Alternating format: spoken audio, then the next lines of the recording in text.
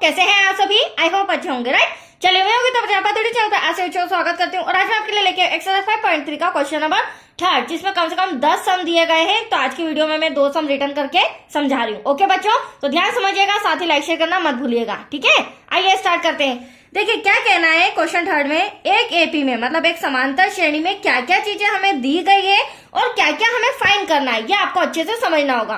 तो देखिए a बराबर 5 हमें दिया गया है, मतलब प्रथम पद दिया गया है। d सार्वंतर हमें इक्वल टू 3 दिया गया है और an इक्वल टू 50। तो an हमारा अंतिम पद होता है। मैं आपको ये हर चीज में हर सम में बताती जाऊंगी किसका मीनिंग क्या है। वैसे तो मैंने पहले के एक्सरसाइज में कंप्लीटली समझाया है, बट जिन्हें डाउट है वो फिर से सुन लीजिए।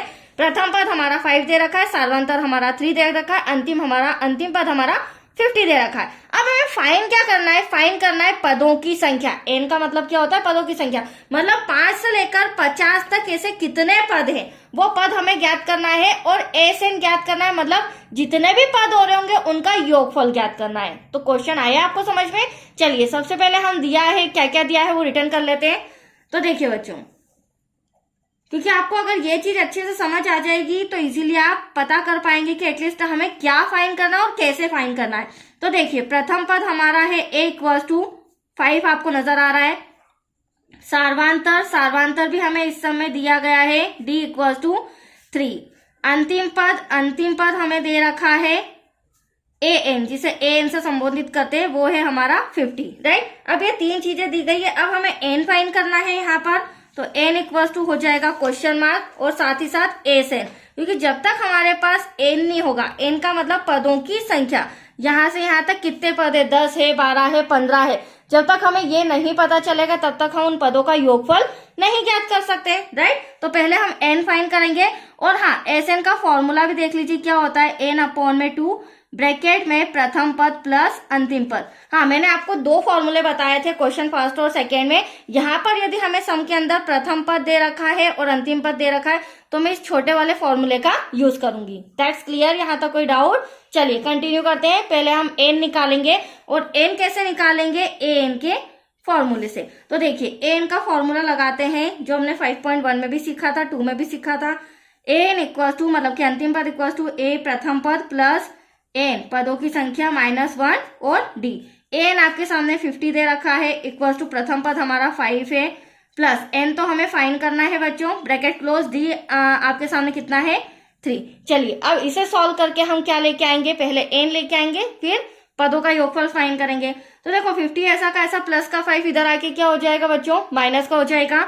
इक्वल टू में 3 का ब्रैकेट में मल्टीप्लाई करेंगे, क्योंकि यहाँ पर दोनों इंटू में है, तो 3 का n में करेंगे, 3 हो जाएगा, -3 1 जा 3। 50 में से 5 किया, बचा 45 इक्वल टू 3n माइनस का 3। अब 45 ऐसा का ऐसा, अभी जो माइनस का 3 इधर आगे क्या हो जाएगा? प्लस का हो जाएगा।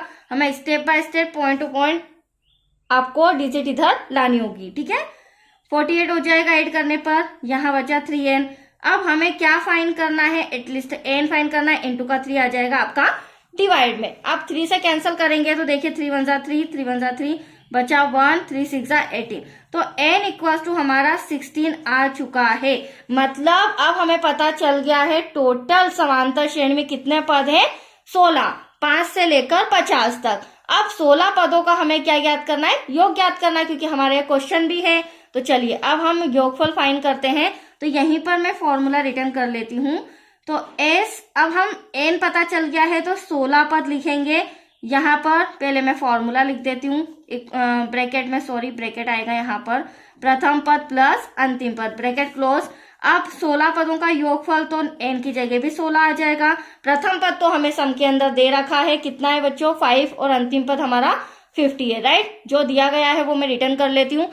तो यहाँ पर आ जाएगा 5 प्लस 50 ब्रैकेट क्लोज। अगली स्टेप में क्या होगा? 16 अपॉन में 2 मल्टीप्लाई लग जाएगा, क्योंकि ये ब्रैकेट में है और ये दोनों प्लस होके 55 आ जाएगा। अब नेक्स्ट स्टेप में 2 1 जा 2, 2 8 जा 16, तो यहाँ पर 8 मल्टीप्लाई बाय 55 हो जाएगा।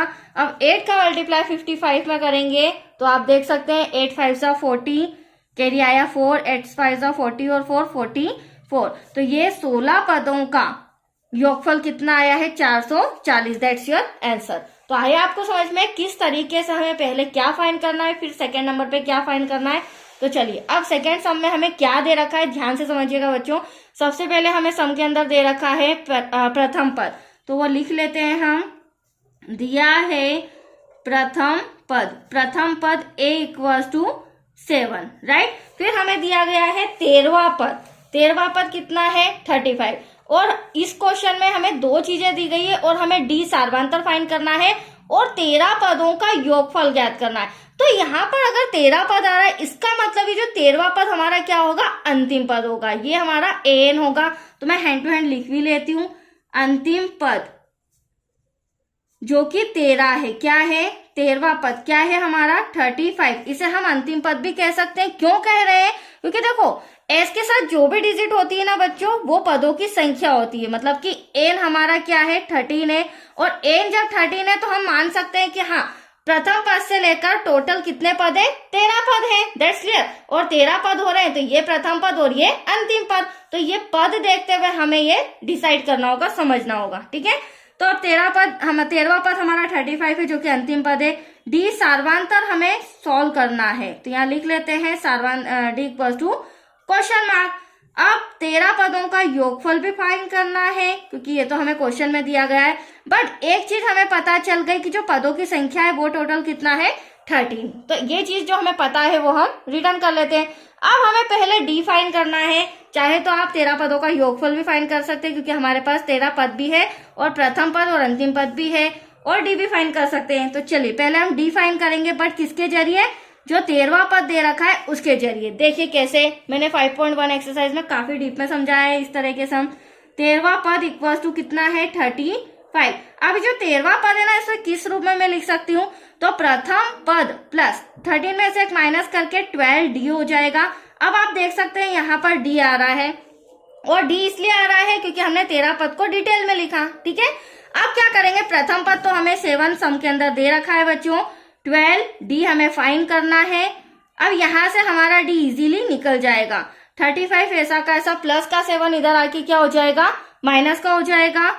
माइनस करेंगे 35 में से, तो देखिए कितना बचेगा यहाँ पर, 12d इक्वल टू 35 में से 7 क्या बचा 28। अब हमें तो d फाइंड करना है। इंटू का 12 कहाँ जाएगा, डिवाइड में, ये जाएगा हमारा 4 से, 4 3 जा 12, 4 से 1 जा 28। तो d इक्वल टू हमारा कितना आया 7/3। अब आप देख सकते हैं एक आंसर तो हमारा आ चुका है।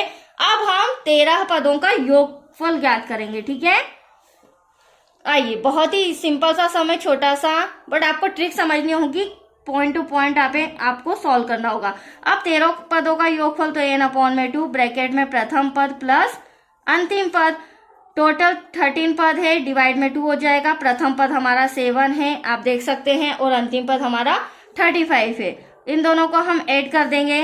अब यहाँ 13 जो है वो तो 2 से डिवाइड नहीं हो सकता बच्चों, तो यहाँ मल्टीप्लाई का साइन लगा के 35 और 7 कितना हो जाएगा हमारा 42। 2 1 जा 2, 2 2 जा 4, 2 1 जा 2। तो एटलीस्ट तो बचा क्या 13 मल्टीप्लाई बाय 21, राइट। अब 13 का मल्टीप्लाई 21 में करेंगे तो 13 1 जा 13, कैरी आया बचा यहाँ 3, कैरी आया 1, 13 2 जा 26 और 1 27। तो यहाँ पर 13 पदों का योगफल आपका आ चुका है 273।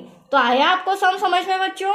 इसी तरह हमें बाकी के जो 8 सम है समझकर करना होगा कि कौन कौन सी इन्फॉर्मेशन हमें दी गई और क्या फाइंड करना है। ओके, तो आज के लिए इतना ही। थैंक यू बच्चों।